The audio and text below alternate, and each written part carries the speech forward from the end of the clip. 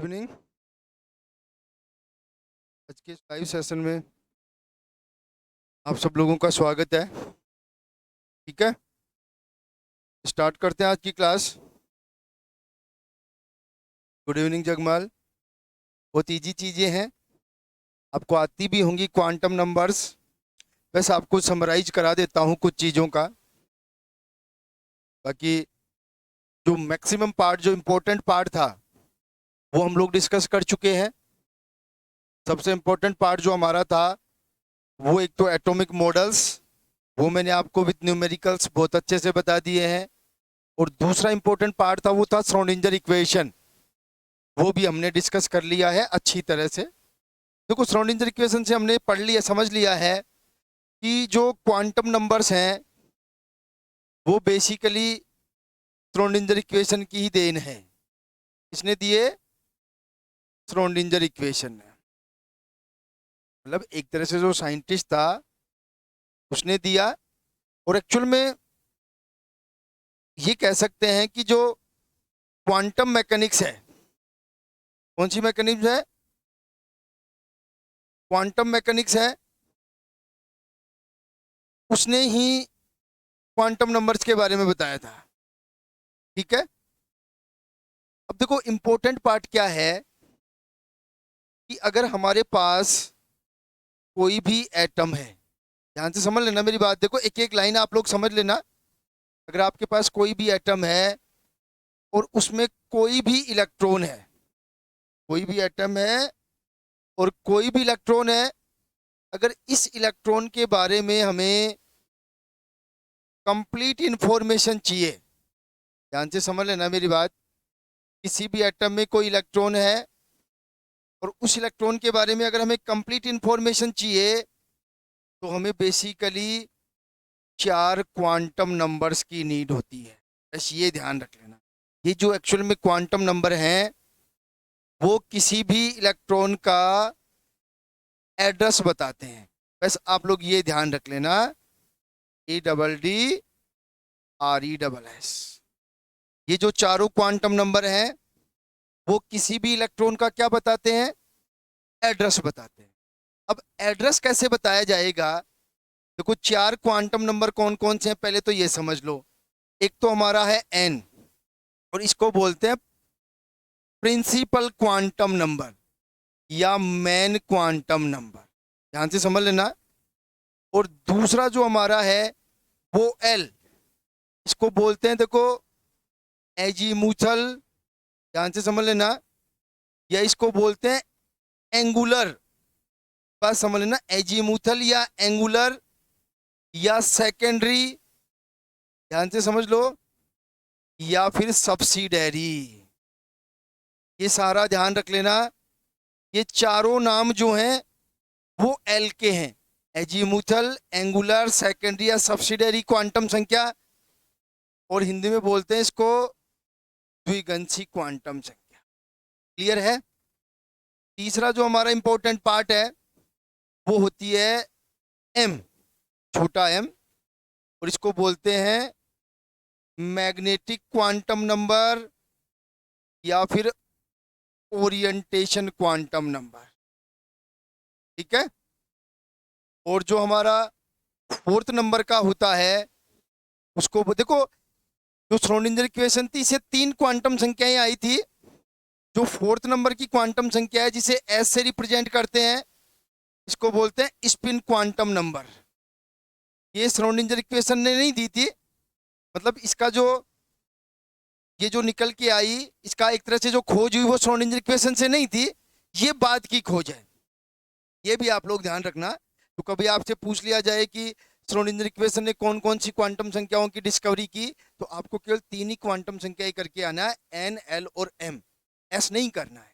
अब देखो एक और जो इंपॉर्टेंट पार्ट है इनसे जुड़ा हुआ, ये जो मुख्य क्वांटम संख्या है वो सेल या ऑर्बिट को रिप्रेजेंट करता है। ध्यान से समझ लेना, सेल या ऑर्बिट को रिप्रेजेंट करता है। और ये किसके द्वारा दी गई थी? बोर के द्वारा दी। तो ये भी आप लोग ध्यान रखना, इसके बारे में बताया किसने था? बोर ने बताया। ये जो दूसरी है वो सब सेल को रिप्रेजेंट करता है। सब सेल के बारे में, मतलब सब सेल जो दिया गया इसे बोलते हैं हिंदी में उपकोष, इसको बोलते हैं हिंदी में कोष, फिर कक्षा। ठीक है, ये किसने दिया था, मैंने बताया था आपको, सोमरफेल्ड। जो तीसरी और चौथी है उसके बारे में मैं आगे बता देता हूँ, कि आपको दिखाई नहीं देगा वरना। तीसरी क्वांटम संख्या हमारी एम वाली, ठीक है, ये एम एक्चुअल में ऑर्बिटल को रिप्रेजेंट करता है। मीन्स किसको रिप्रेजेंट करता है, कक्षक को। ये दी थी लैंडे ने, साइंटिस्ट होगा, उसने इसके बारे में बताया। और फोर्थ नंबर की जो है वो स्पिन क्वांटम नंबर, ठीक है, और ये क्या बताता है, स्पिन ऑफ इलेक्ट्रॉन को बताता है। देखो हमने पढ़ रखा है, जो इलेक्ट्रॉन है वो देखो, दो इलेक्ट्रॉन में दो तरह के स्पिन होते हैं। देखो एक तो क्या है, ये नाभिक है, एक तो नाभिक के चारों तरफ चक्कर लगाता है इलेक्ट्रॉन, ठीक है, और एक जो दूसरी, ये तो नाभिक के चारों तरफ चक्कर लगाएगा, और दूसरा ये इलेक्ट्रॉन जो है वो अपनी एक्सिस पे भी रोटेट करता है। तो दो तरह का चक्रण होता है, एक तो इलेक्ट्रॉन के चारों तरफ, जिसको हिंदी में बोलते हैं शायद परिक्रमण की परिभ्रमण बोलते हैं, ऐसा कुछ बोलते हैं, तो इसको परिक्रमण बोलेंगे। एक बार हिंदी में आप लोग देख लेना भाई, थोड़ा सा कंफ्यूजन है मेरे, किसको परिभ्रमण बोलते हैं, किसी को परिक्रमण बोलते हैं। बस जरूर ये जरूर बता देता हूँ, एक क्या होता है, नाभिक के चारों तरफ चक्कर लगाते हैं, मतलब उसके चारों तरफ रोटेट करते हैं, स्पिन करते हैं एक तरह से, और दूसरा जो है वो इलेक्ट्रॉन अपनी खुद की एक्सिस पर भी स्पिन करता है। तो ये जो एस है वो खुद की एक्सिस पर स्पिन को बताता है। बेसिकली इसके बेसिस पे इलेक्ट्रॉन को या तो ऐसे रिप्रेजेंट किया जाएगा या ऐसे। ये जो रिप्रेजेंटेशन है वो क्लॉकवाइज स्पिन को रिप्रेजेंट करता है, और जो सिंबल है वो एंटी क्लॉकवाइज रिपल्सन को रिप्रेजेंट, एंटी क्लॉकवाइज स्पिन को रिप्रेजेंट करता है। आगे और बता दूंगा मैं इसके बारे में, लेकिन आप एक बार समझ लो, ठीक है। ये क्या, और एक और इंपॉर्टेंट चीज, जो स्पिन क्वांटम नंबर है उसके बारे में बताया था गोल्डस्मिथ एंड हुएलेनबेक ने, HLENBAC के, ध्यान रख लेना। स्पिन क्वांटम नंबर के बारे में किसने बताया, गोल्डस्मिथ एंड हुएलेनबेक। ध्यान रखना, ये बहुत इंपॉर्टेंट चीजें हैं, जो मैंने लिख के दे दिया है वो सारा आपको याद रखना ही है। ये नहीं कि यार ये छोड़ दे, ये काम का नहीं है, ऐसा कुछ भी नहीं है। ईच एंड एवरी वर्ड जो है, जो मैंने लिख के दिया है, वो अपने आप में पूरा इंपॉर्टेंट, ठीक है। देखो इन चारों क्वांटम संख्याओं को हम लोग कैसे समझ सकते हैं, देखो अगर आपके पास सबसे पहले एन किसको रिप्रेजेंट करेगा भाई, एन एक्चुअल में सेल या ऑर्बिट को रिप्रेजेंट करता है। इसकी वैल्यू क्या हो सकती है, 1 2 3 4 5 6 7, 1 से लेकर के इनफाइनेट तक। लेकिन एक्चुअल में उसने बोर्न इन के बारे में इनको बोला था KLMNOP। ये बड़ा इंपॉर्टेंट है, ये भी आप लोगों को ध्यान रखना है, ठीक है। फिर एल सब सेल को रिप्रेजेंट करता है, और देखो एल की वैल्यू क्या हो सकती है, 0 1 2 3 4 5 डैश डैश डैश। तो एल है तो वो 0 है तो वो एस कक्षक को, अगर एल 1 है तो वो पी कक्षक को, 2 है तो डी कक्षक को, 3 है तो एफ, और ये डैश डैश चलता रहे, ठीक है। एम जो है वो ऑर्बिटल को रिप्रेजेंट करता है।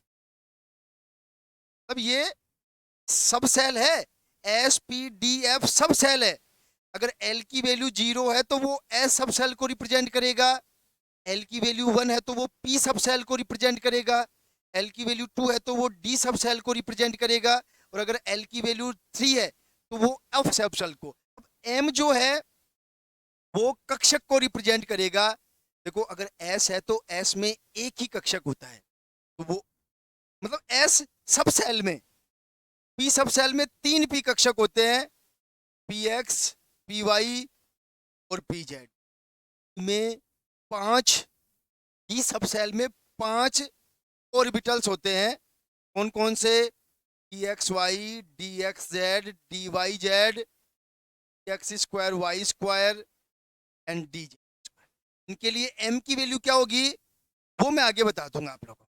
यहाँ पे बस आप इतना सा समझ लो। देखो ये सेल है, ये सब सेल है और ये ऑर्बिटल्स है। ये सेल या फिर ऑर्बिट है। देखो आप एक बार समझ लो कि सेल क्या है, ऑर्बिट क्या है, सब सेल क्या है और ऑर्बिटल्स क्या है। देखो मैंने कल भी बताया था, आज दोबारा बता दिया है।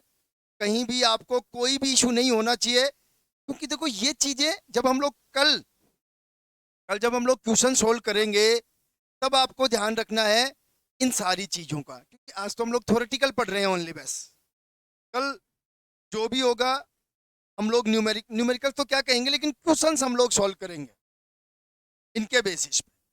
ठीक है भाई, यहाँ तक कोई इशू नहीं है। आगे चलते हैं। देखो देखो इन चारों क्वांटम संख्याओं को अब हम लोग वन बाई वन लेकर के डिस्कस कर लेते हैं कि कौन सी क्वांटम संख्या का क्या यूज है। ठीक है,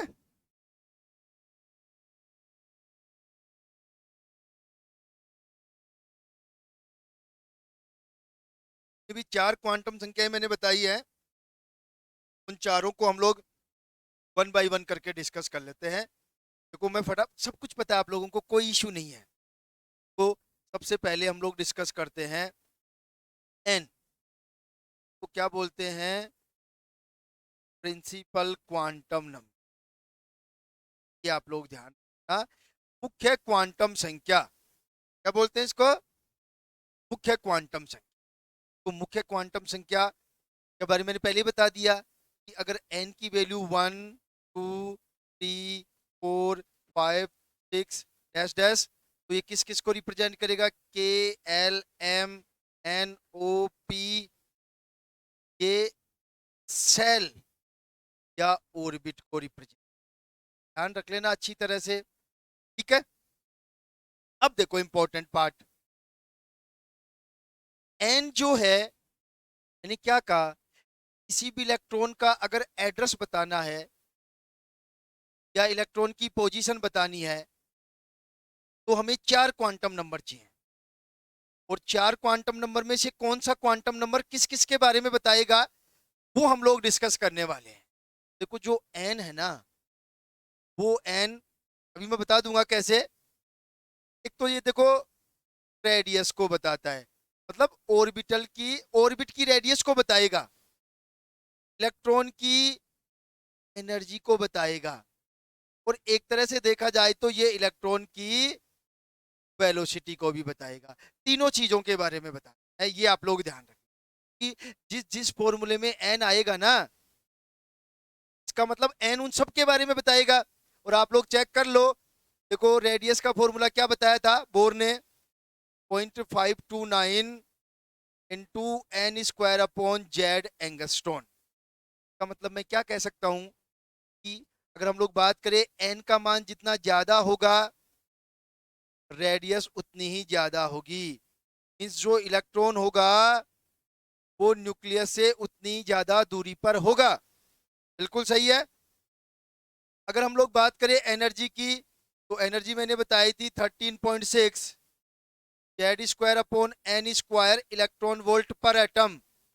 का मतलब क्या हुआ, जब एन का मान ज्यादा होगा तो देखो यहाँ पे नेगेटिव सिंबल है। देखो वैसे आपको लग रहा है कि एनर्जी जो है वह एन स्क्वायर के इनवर्सली प्रोपोर्शनल है, लेकिन ध्यान रखना यहाँ पे नेगेटिव साइन है, इसलिए अगर एन का मान ज्यादा होगा तो एनर्जी का मान भी ज्यादा होगा। ये ध्यान रख लेना। इस फॉर्मूले पे कभी मत चले जाना कि सर ये तो इनवर्सली प्रोपोर्शनल है। नो डाउट इनवर्सली प्रोपोर्शनल है, लेकिन यहाँ पर नेगेटिव सिंबल है। मीन्स जब एन स्क्वायर बढ़ेगा या एन बढ़ेगा तो ये नेगेटिव वैल्यू कम होगी, और नेगेटिव वैल्यू कम होने का मतलब मान बढ़ेगा। ये ध्यान रख लेना जो इंपॉर्टेंट है यहाँ पे।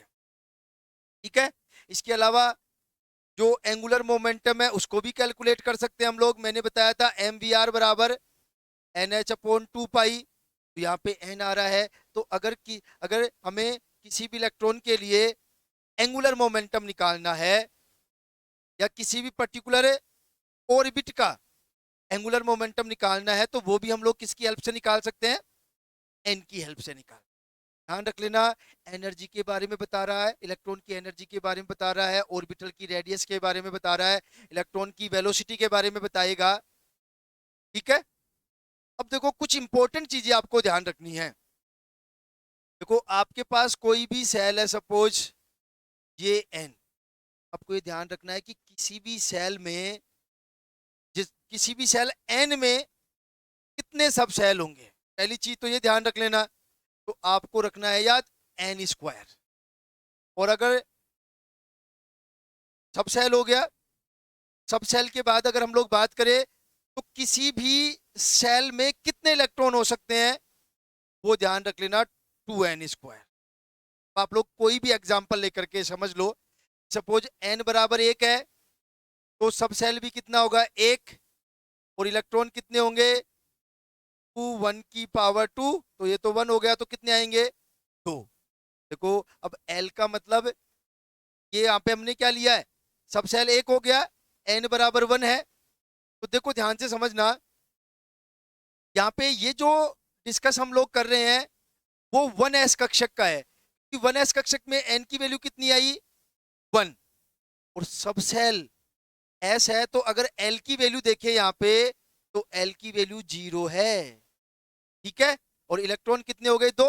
अब देखो आप 2 लेके देखो, ठीक है, 2 होंगे तो कितने सब सेल होंगे भाई 2²। इलेक्ट्रॉन कितने होंगे 2 का स्क्वायर, तो कितने हो गए 4। समझ लेना भैया अच्छी तरह से।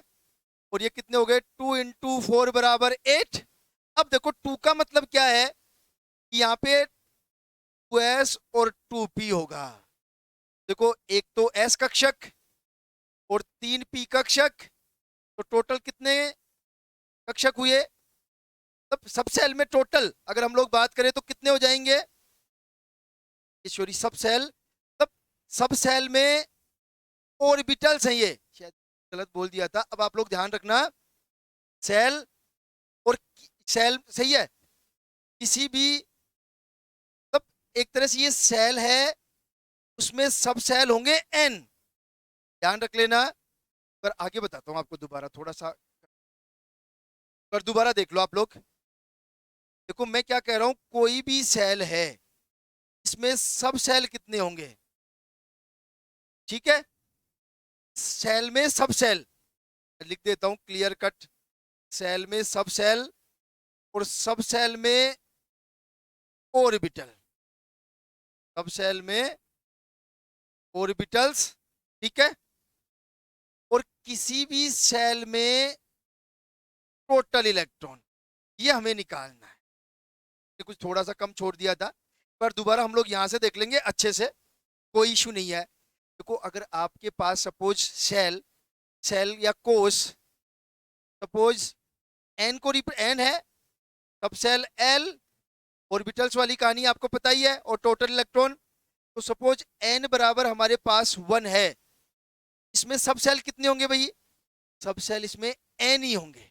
अब आप समझना, और सब सेल में ऑर्बिटल्स कितने होंगे इस एन के रेफरेंस में n², और टोटल इलेक्ट्रॉन कितने होंगे 2n²। अब क्लियर हो जाएगा। अब देखो आप, देखो n बराबर 1 है, तो सब सेल भी कितने होंगे 1 होगा, ऑर्बिटल्स भी कितने होंगे 1 की पावर 1, और इलेक्ट्रॉन भी कितने होंगे इंटू 1 की पावर 2।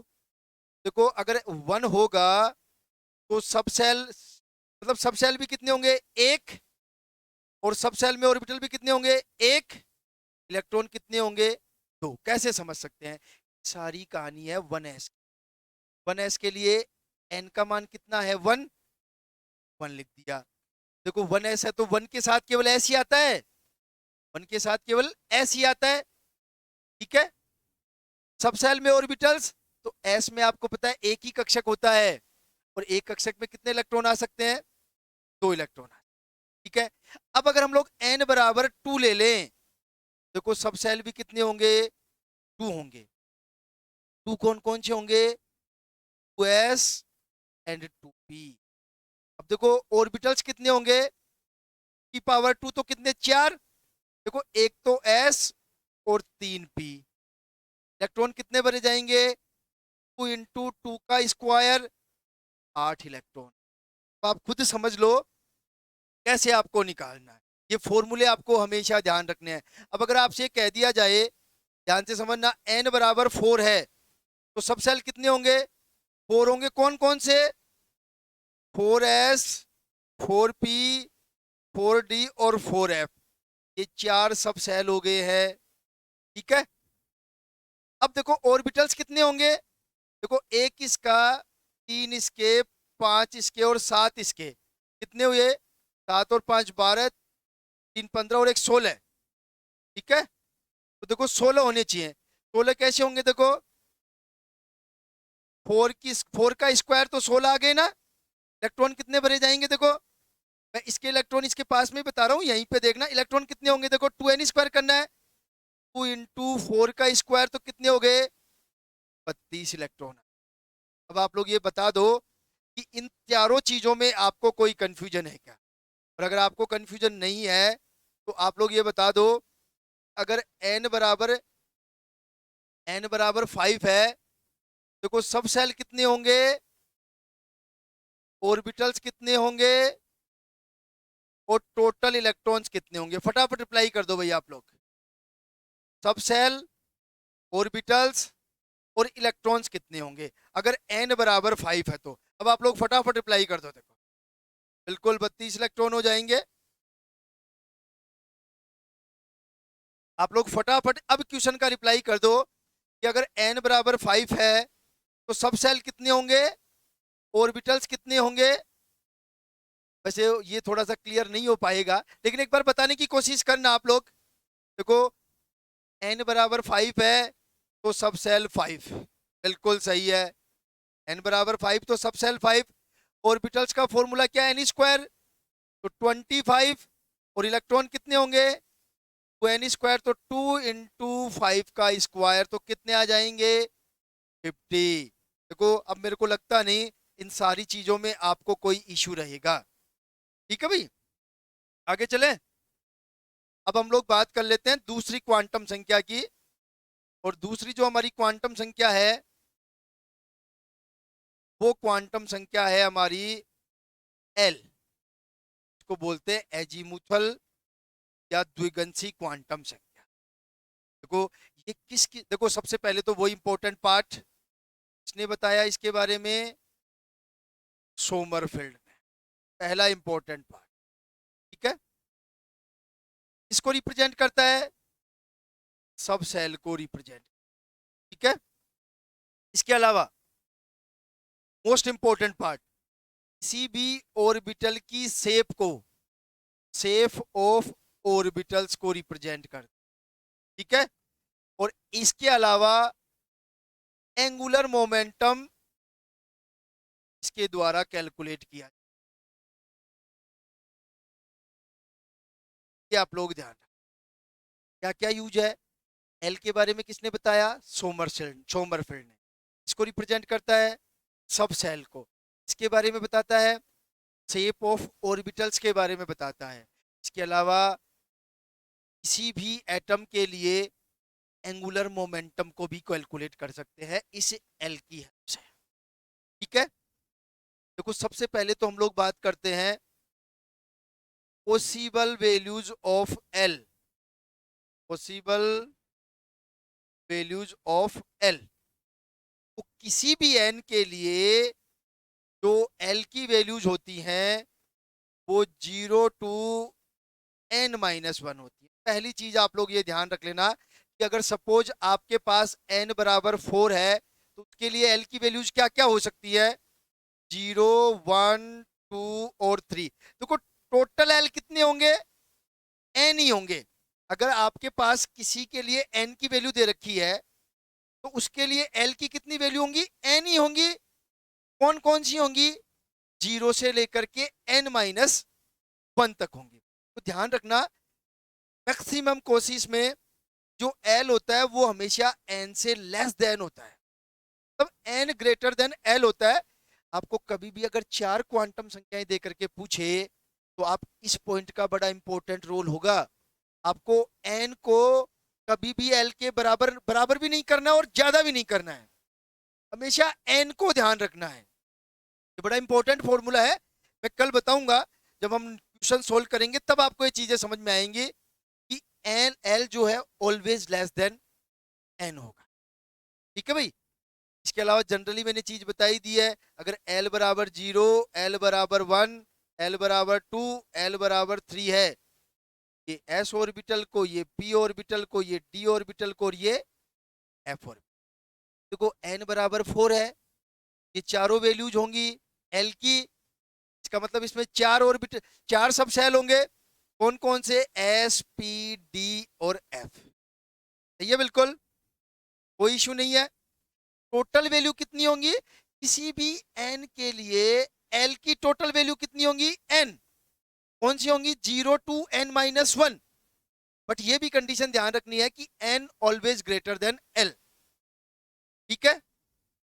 एक जो इंपॉर्टेंट पार्ट है यहाँ पे ध्यान रखना, तो यू जैसे शेप ऑफ ऑर्बिटल्स मैं भी बता दूंगा आप लोगों को, इससे पहले हम लोग बात कर लेते हैं एंगुलर मोमेंटम। तो सबसे पहले तो ये ध्यान रखना, वो एंगुलर मोमेंटम का फॉर्मूला होता है, वो होता है L bracket L plus 1 H upon 2 pi, या फिर इसको हम लोग लिख सकते हैं L L plus 1 H cross. मैंने आपको बता रखा है एच क्रॉस बराबर एच अपॉन 2 पाई होता है। ठीक है भाई, यहां तक एक बार चेक करो आप लोग, अगर कोई भी इशू हो तो पूछ लो आप लोग हमसे, अदरवाइज आगे चले हम लोग।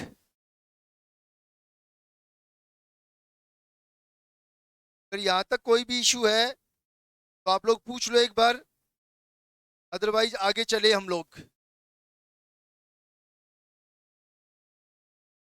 ठीक है भाई। तो कैसे निकालते हैं एंगुलर मोमेंटम, ये आपको पता होना चाहिए। देखो एल की वैल्यूज मैंने पहले ही बता दी है, एल की वैल्यूज यहां से निकलेंगी, ये भी आप लोग ध्यान रख लेना।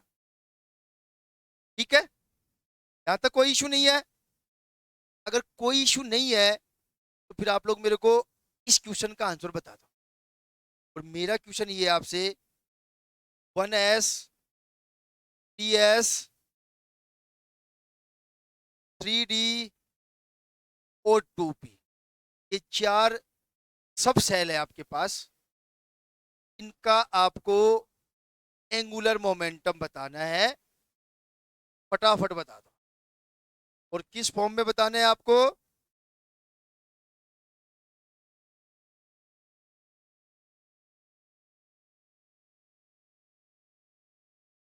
आपको बताना है एच अपॉन 2 पाई की फॉर्म में, या फिर अगर देखो उससे कोई फर्क नहीं पड़ेगा, या फिर एच क्रॉस की, इसी में भी बता दो आप लोग। चारों ऑर्बिटल्स का एंगुलर मोमेंटम बता दो फटाफट। फॉर्मूला मैंने आपको बता दिया है, L L plus 1 H upon 2 pi, या फिर under the root L L plus 1 H cross. अब आप लोग फटाफट रिप्लाई कर दो। देखो सीधी सीधी चीजें मैंने पूछी हैं, इन चारों ऑर्बिटल्स का, चारों सब सेल है ये, चारों सब सेल का एंगुलर मोमेंटम बताना। फटाफट रिप्लाई कर दो। देखो अगर वो फॉर्मूले आपको समझ में आ गए हों तो आप लोग फटाफट रिप्लाई कर दो। एल की वैल्यू पुटअप करनी है, जैसे मैं बताता हूं आपको, अगर 1s के लिए निकालेंगे तो 1s, एस के लिए एल की वैल्यू कितनी होती है? 0। इसमें 0 रखेंगे, तो 0 रखेंगे तो 0 0 + 1 एच अपॉन 2 पाई, तो सारी कहानी 0। तो 1s का जो एंगुलर मोमेंटम होगा वो 0। ऐसे ही 3s, अब देखो 3s के लिए भी एल की वैल्यू 0 है, तो ये भी 0 होगा। ध्यान रख लेना भाई अच्छी तरह से। अब आप लोग 3d के लिए बताओ, आप लोग 3d के लिए बताओ फटाफट। 3d के लिए एंगुलर मोमेंटम क्या होगा? फटाफट रिप्लाई कर दो। देखो आप लोग, देखो 3d, डी का मतलब डी और डी का मतलब एल बराबर 2। यार यहाँ पे एल की वैल्यू 2 रख दो। जब 2 रखेंगे तो क्या होगा, 2 + 1 h/2 पाई। तो 6 √6 h/2 पाई, ये 3d का हो जाएगा। ये h/2 पाई, h/पाई, देखो ये आएगा से हम यहाँ पे 6 √6 h/2 पाई। ऐसे ही 2p के लिए निकाल लो। p के लिए l की वैल्यू कितनी आएगी, 1। l की जगह 1 रखो। 1 + 1 + 1 h/2 पाई, तो ये कितना होगा, 2 आ जाएगा। मीन्स √2 h/2 पाई। तो इसका तो होगा √6 h/2 पाई, इसका होगा √2 h/2। ये चारों सब सेल का एंगुलर मोमेंटम आएगा। देखो मैंने एक साथ 4 एग्जांपल बता दिए आपको। अब आप लोग चेक कर लो, अगर इसका सही है किसका गलत है वो आप लोग देख लो। बाकी अगर कुछ इश्यू है तो आप लोग मेरे से पूछो, वरना हम लोग आगे चलेंगे। अब फटाफट रिप्लाई कर दो, देखो आप लोग।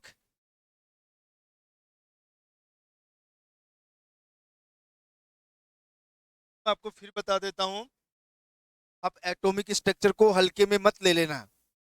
आप मैंने जो नोट्स दिए उससे समझ लो कि मैंने आपको क्या सिखाने की कोशिश की है।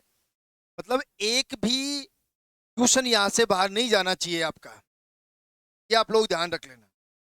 ठीक है भाई, कोई इशू नहीं है किसी को भी, सिंपल फॉर्मूला है, प्रैक्टिस आप लोग कर लेना। चलो, ये बता दिया एंगुलर मोमेंटम के बारे में। आगे चले। अब देखो, वैसे तो आपको मैंने वहां पे बता दिया है, लेकिन एक बार फिर से हम लोग डिस्कस कर लेते हैं। देखो, दो चीजें हमें यहाँ पे डिस्कस करनी है कि अगर हमारे पास कोई भी सब सेल है, ध्यान रख लेना, कोई भी सब सेल है, उसमें टोटल इलेक्ट्रॉन कितने होंगे। कोई भी सब सेल है उसमें टोटल इलेक्ट्रॉन कितने होंगे, तो आप लोग ध्यान रखना 2l+1, ये आपको ध्यान रखना है। और दूसरी चीज कि अगर आपके पास कोई भी सब सेल है उसमें टोटल ऑर्बिटल्स कितने होंगे, वो होंगे 2l+1। तब पहले ये वाला ध्यान रखना कि कोई भी सब सेल है उसमें ऑर्बिटल कितने होंगे, 2l+1। इलेक्ट्रॉन कितने होंगे, 2 × 2l+1। ठीक है, कोई इश्यू नहीं है। जैसे हम लोग बात करें, आपका सब सेल है सपोज s, ऑर्बिटल कितने होंगे इसमें, देखो इस फॉर्मूले को अप्लाई करेंगे, और इस फॉर्मूले को अप्लाई करेंगे तो 2l+1।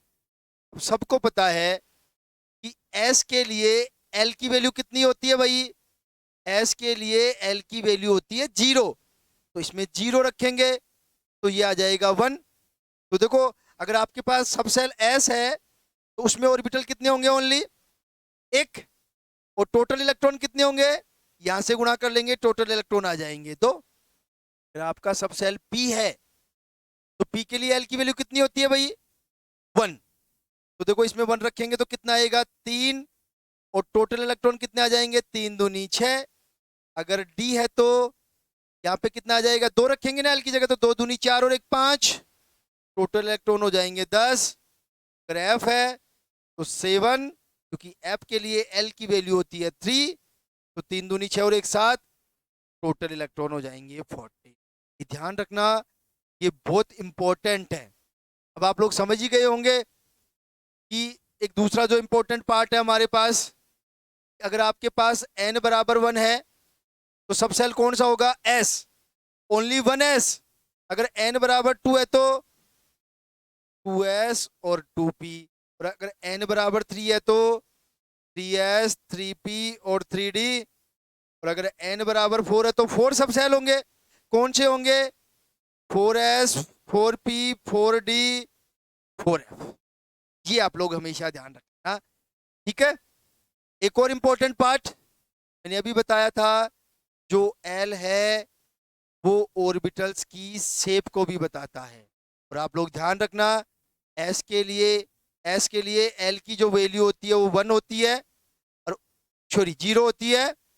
इस कंडीशन में जो शेप होगी वो होगी स्फेरिकल, गोलाकार। और अगर आपके पास डी सब सेल है, डी के लिए एल बराबर 1 होता है, इसकी शेप होती है डम्बल शेप, डम्बल शेप। ध्यान रख लेना भाई अच्छी तरह से।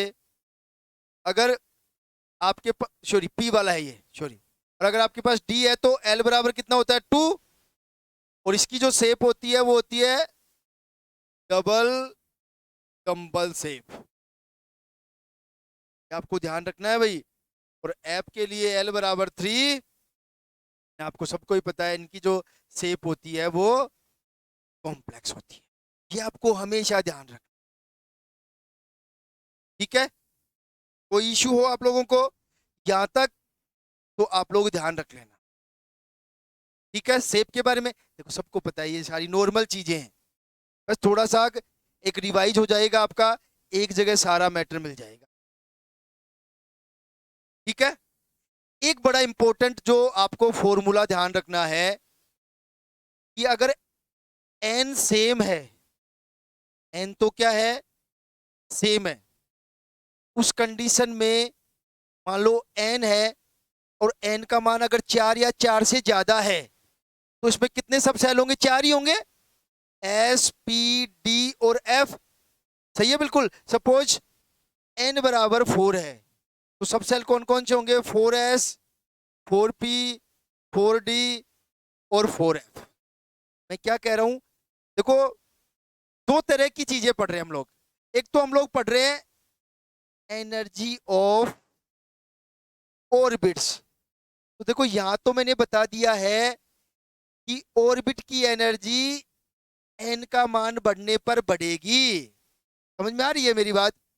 लेकिन सब सेल की एनर्जी का क्या होगा, क्योंकि अगर एन बराबर 4 है तो ये तो एक ही ऑर्बिट है, इसमें 4 सब सेल है, 4s, 4p, 4d और 4f।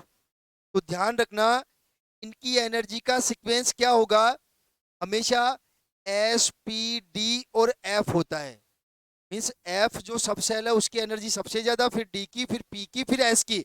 तो अगर आपको ये दे दिया जाए 4 ऑर्बिटल, ये 4 सब सेल दे दिए जाए और आपको इनकी एनर्जी की सीक्वेंस पूछे तो आपको एनर्जी करके आनी है 4s, 4p, 4d और 4f। ऐसे ही आपको करके आनी है एनर्जी 3s से ज्यादा 3p की, 3p से ज्यादा 3d की। इसको हम लोग कई जगह वॉइलेंस भी करेंगे जब हम लोग n+1 रूल पढ़ेंगे, और 2s और 2p में से किसकी ज्यादा होगी, 2p की एनर्जी ज्यादा होगी। देखो ये सारी सीक्वेंस हाइड्रोजन के छोड़ के सारे एटम्स पर लागू हो जाएगी। लेकिन अगर आपको हाइड्रोजन के लिए पूछा जाए कि हाइड्रोजन में मान लो 4th सब सेल है हमारा, तो उनकी एनर्जी की सीक्वेंस क्या होगी, ये आप लोगों को ध्यान रखना है, अच्छी तरह से समझ लेना। तो देखो हाइड्रोजन के लिए 2s बराबर 2p होगी, 3s बराबर 3p बराबर 3d होगी, 4s बराबर 4p बराबर 4d बराबर 4f होगी। ये कंडीशन केवल हाइड्रोजन एटम के लिए, बाकी सारे एटम्स के लिए क्या होगा, 4s less than 4p less than 4d less than 4f। मतलब overall s less than p less than d less than f। ये सीक्वेंस आपको हमेशा ध्यान रखना। आ गई बात समझ में। ये कब है, जब n की वैल्यू सेम हो, n की वैल्यू सेम है तो ये कंडीशन आ गई। अब अगर सपोज वैल्यू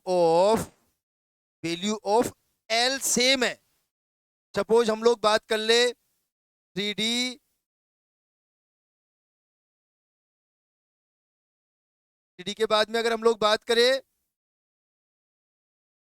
4d और 5d। देखो वैसे तो आपको कुछ सोचने की जरूरत नहीं है क्योंकि यहाँ पे n का मान बढ़ रहा है।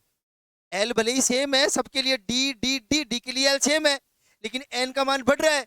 और मैंने पहले ही बता दिया n का मान बढ़ेगा तो एनर्जी बढ़ेगी। तो यहाँ पे जो एनर्जी का सीक्वेंस होगा वो ये वाला होगा। जैसे आपसे पूछ लिया जाए 4p 4d, सॉरी नहीं 4p 3, नहीं पर हटाना पड़ेगा, पूरे को हटा देता हूँ। जैसे आपसे अगर ये पूछ लिया जाए एग्जाम में, बहुत बारीक चीज है ये, अगर क्वेश्चन आ भी सकता है, गलत नहीं होना चाहिए। अगर आपसे पूछ ले 3p 4p 5p और 6p, इनकी एनर्जी का सीक्वेंस तो आपको सबको ही पता है। p तो l तो सेम है, लेकिन n का मान बढ़ रहा है, n का मान बढ़ रहा है, तो चलो भाई यहां तक चेक करो। अगर किसी को भी कोई इश्यू है तो आप लोग पूछ लो, अदरवाइज हम लोग आगे चले, नेक्स्ट क्वांटम नंबर की बात करेंगे। छोटी छोटी जितनी भी चीजें थी वो सारी मैंने बता दी है आप लोगों को, ठीक है। अब हम लोग बात कर लेते हैं थर्ड क्वांटम नंबर, और थर्ड क्वांटम नंबर था हमारा मैग्नेटिक क्वांटम नंबर या ओरिएंटेशन क्वांटम, अभिविन्यास, क्या बोलते हैं, अभिविन्यास, ठीक है। से रिप्रेजेंट करते हैं, एम से रिप्रेजेंट, तो एम जो है वो किसी भी ऑर्बिटल के ओरिएंटेशन को रिप्रेजेंट करता है, अभिविन्यास को, या फिर इलेक्ट्रॉन क्लाउड को।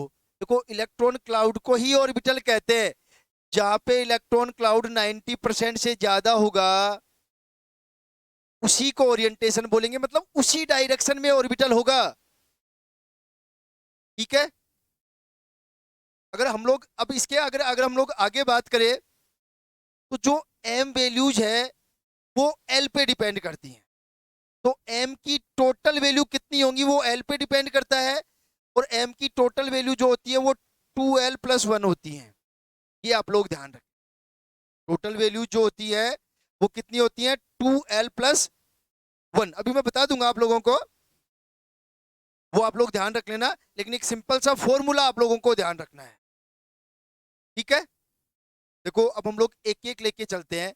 सबको पता है l=0, तो इसके लिए m की वैल्यू कितनी होंगी, जब इस फॉर्मूले में 0 रखेंगे तो m की टोटल वैल्यू कितनी होंगी, ओनली 1, ओनली 1, और 1 भी कौन सी होगी ये आप ध्यान रख लेना, m=0। देखो एक चीज मैंने आपको बता दी, जो l की टोटल वैल्यू होंगी वो 2l+1 होंगी, लेकिन कहां से कहां तक होंगी, -l2 + l तक, जीरो भी आएगा बीच में, -l 0 और +l। तो देखो इसमें तो l=0, तो m बराबर केवल 1 ही वैल्यू है, और वो हमेशा 0 होगी, और वो किसको रिप्रेजेंट करेगी, ऐसे सबसेल। कौन सा सबसेल, अगर l=1 है, इसमें रख दो वैल्यू, कितनी हो गई भाई, 2 × 3 हो गई, तो कितना मतलब, जो l=1 है वो किसको रिप्रेजेंट कर रहा है, p सब सेल को, और p सब सेल में टोटल कितनी है, अब हमें पहले ही पता है p सब सेल में कितने ऑर्बिटल होते हैं, 3 ऑर्बिटल होते हैं, ठीक है। और जो m की वैल्यू होंगी वो भी 3 होंगी, कौन कौन सी होंगी m की वैल्यू, अगर हम लोग यहां से लिखना स्टार्ट करें तो कितनी होंगी, -1 0 और +1, ध्यान रखना, ये जो -1 px के लिए, 0 pz के लिए, और +1 y के, ये भी आप लोगों को ध्यान रखना, ठीक है। चाहिए अगर हम लोग नेक्स्ट पेज पे बात करें, और अगर हम लोग l=2 ले लें, 2 का मतलब सबको पता है कौन सा सबसेल, सबसेल, और डी सबसेल में आपको पता है कितने ऑर्बिटल होते हैं, 5, और जो टोटल m की वैल्यू होंगी 2l+1 के अकॉर्डिंग, 2 × 2 + 1, 5, 5 कौन कौन सी होंगी, देखो -2 -1 0 +1 और +2, तो वो हमेशा रिप्रेजेंट करेगा dxy को, -1 हमेशा, -2 dxy को, -1 yz को, जो रिप्रेजेंट करेगा dz² को, +1 रिप्रेजेंट करेगा dxz को, और +2 एक्सप्लेन करेगा x² y²। ये वैल्यूज आपको हमेशा ध्यान रखनी है, क्योंकि जब क्वेश्चन आएगा तो हम लोग इनके बेसिस पर ही सॉल्व कर पाएंगे। इस टाइप के काफी क्वेश्चन मैं आप लोगों को कल करवा दूँ, लेकिन आप लोग ध्यान जरूर रख लेना इन सारी चीजों का, आपको कोई कंफ्यूजन नहीं होना चाहिए। ठीक है, लास्ट में हम लोग फोर्थ नंबर पे फोर्थ क्वांटम संख्या स्पिन क्वांटम नंबर की बात कर। तो मोस्ट इंपॉर्टेंट पार्ट जो है,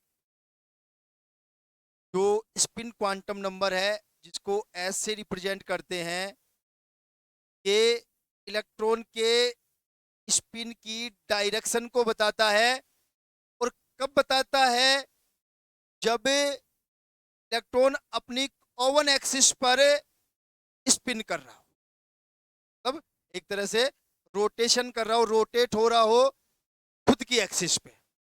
ठीक है, यहाँ पे देखो, अगर इलेक्ट्रॉन खुद की एक्सिस पर क्लॉकवाइज रोटेट हो रहा है तो उसके लिए तो एस की वैल्यू लिखते हैं +½ ठीक है, क्लॉकवाइज बोलते हैं इसको, या साइन अप, तब इस तरह से इलेक्ट्रॉन लिखा जाता है, साइन अप या क्लॉकवाइज रोटेशन।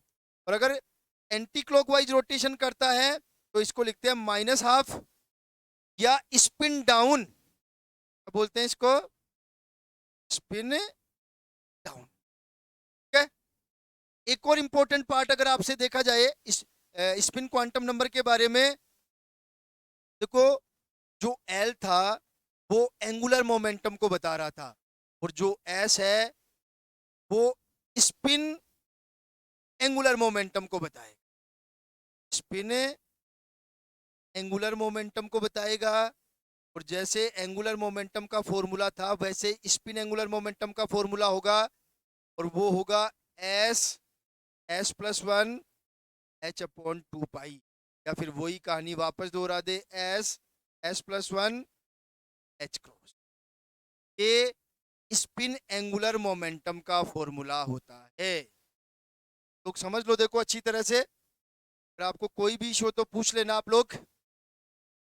ठीक है, ये सारी चीजें आप लोगों को ध्यान रखना है। मतलब एक और इंपॉर्टेंट पार्ट में बता दूं आपको कि अगर कहीं भी दो इलेक्ट्रॉन है किसी भी ऑर्बिटल में, तो उन दोनों इलेक्ट्रॉनों को हमेशा इस तरह से रिप्रेजेंट किया जाए। अगर आपने को ऐसे रिप्रेजेंट कर दिया तो वो गलत है, क्योंकि एक्चुअल में जो दो इलेक्ट्रॉन होते हैं वो हमेशा अपोजिट स्पिन में होते हैं। इसमें होते हैं अपोजिट स्पिन में, तो इस कंडीशन को बोलते हैं हमेशा अपोजिट स्पिन, इसको बोलते हैं पैरेलल स्पिन। तो स्पिन बोलते हैं इसको पैरेलल स्पिन।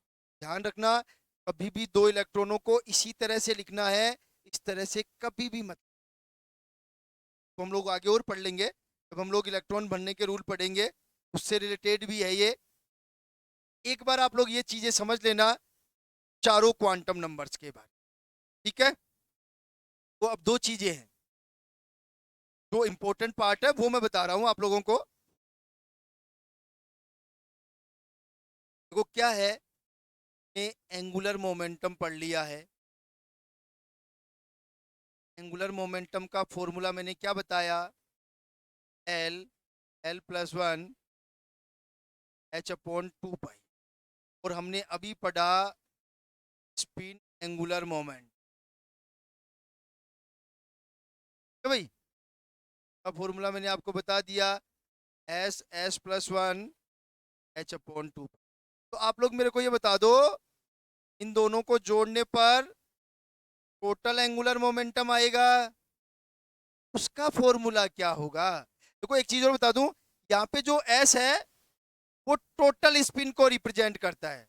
मैं बता दूं, टोटल स्पिन का मतलब ये है कि अगर यहाँ पे 3 इलेक्ट्रॉन है इस टाइप से, तो इनका टोटल स्पिन होगा 3/2, हाफ इसका और हाफ इसका। और अगर आपके पास सपोज 4 इलेक्ट्रॉन है और वो इस तरह से है, देखो यहाँ पे तो 0 हो जाएगा, और हाफ 1 हो जाएगा इसका टोटल स्पिन। आप मेरे को बता दो टोटल एंगुलर मोमेंटम का फॉर्मूला बता दो आप, टोटल एंगुलर मोमेंटम का फॉर्मूला बता दो आप। अगर आपको ये सब आता है तो फिर ये भी आता होगा आप लोगों को। टोटल एंगुलर मोमेंटम का फॉर्मूला बता दो फटाफट, क्या होगा टोटल एंगुलर मोमेंटम का फॉर्मूला? फटाफट रिप्लाई करो भाई आप लोग।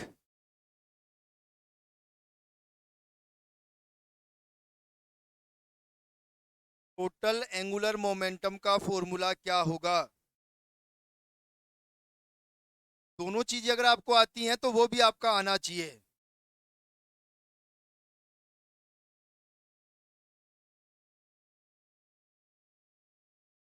लिखा है भैया आप लोगों ने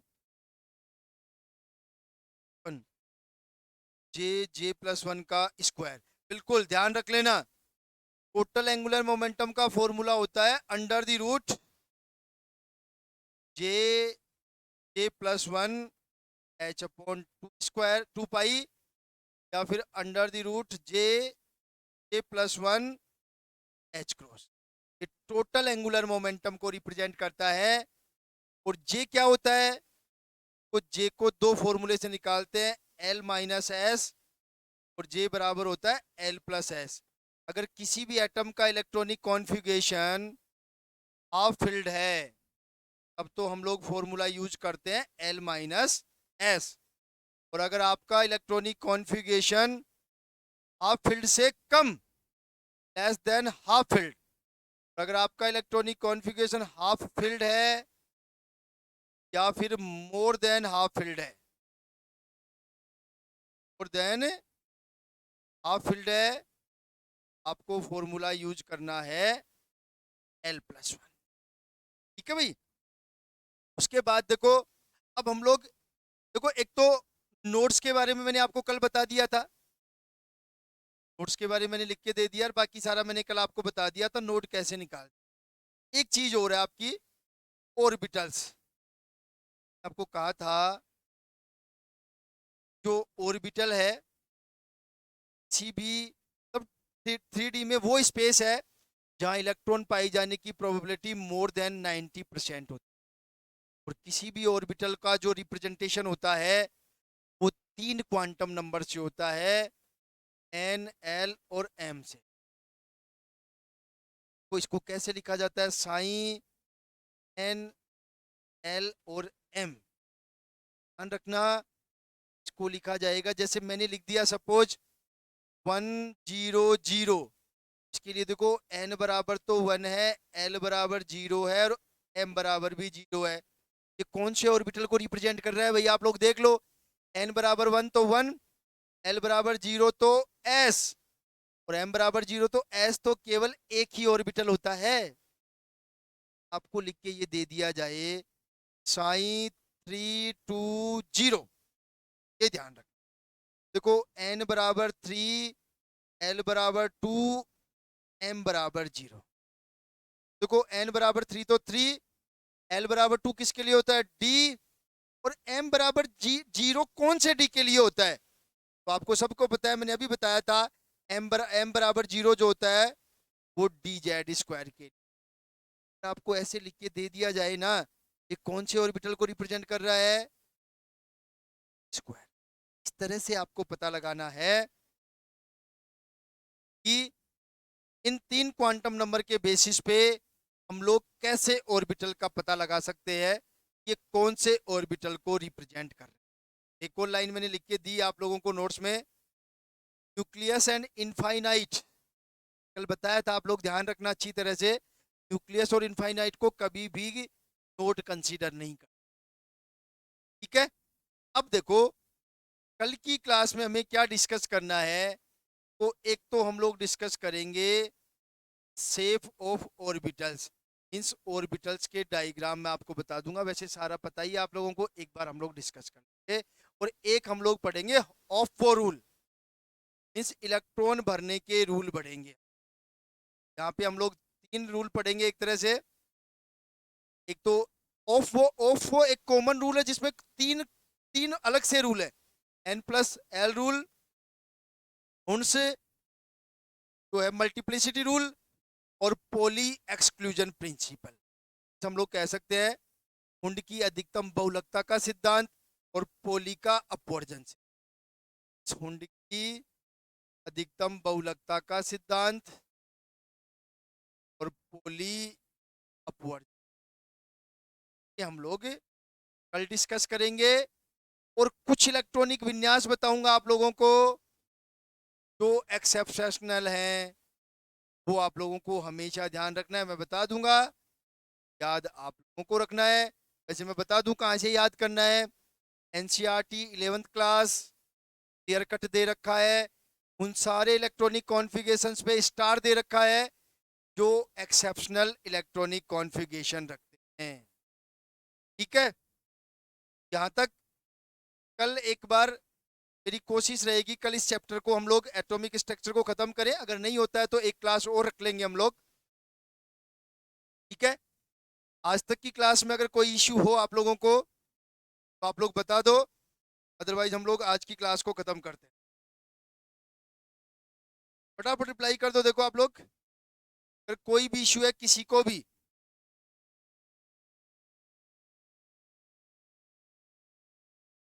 ठीक है, कोई देखो नॉर्मल चीजें आपको सबको पता है, बस ये है मैं पढ़ा रहा हूँ आप लोगों को तो ये सारी चीजें एक जगह हो जाएंगी, थोड़ा बहुत कोई कंफ्यूजन है तो आपका दूर हो जाएगा।